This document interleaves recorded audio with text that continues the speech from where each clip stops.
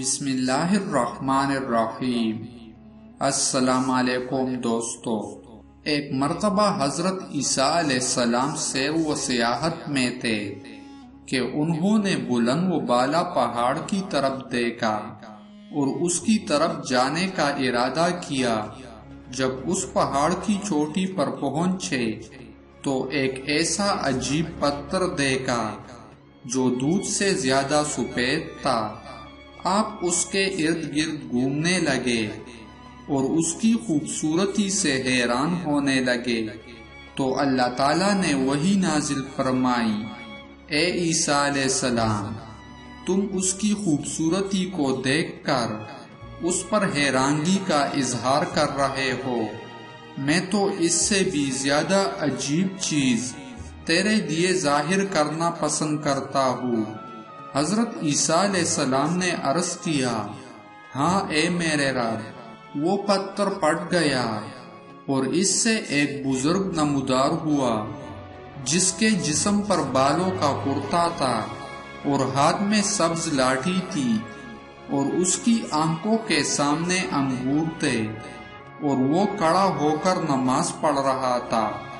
حضرت عیسیٰ علیہ السلام بڑے حیران ہوئے اور فرمایا، اے بزرگ، یہ کیا چیز ہے؟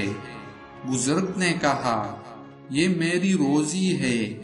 حضرت عیسیٰ علیہ السلام نے فرمایا، تم اس پتھر میں کب سے اللہ کی عبادت کر رہے ہو؟ اس بزرگ نے کہا، 400 سال سے۔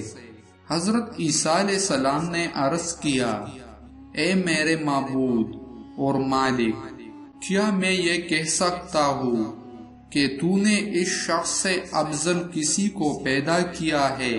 تو اللہ تعالیٰ نے وحی بھیجی، بے شک امت محمد صلی اللہ علیہ وآلہ وسلم میں سے جو شخص شابان کا مہینہ پائے اور اس کی 15ویں شب کو عبادت کرے تو اس کی یہ عبادت میرے نزدیک اس کی 400 سال کی عبادت سے افضل ہے۔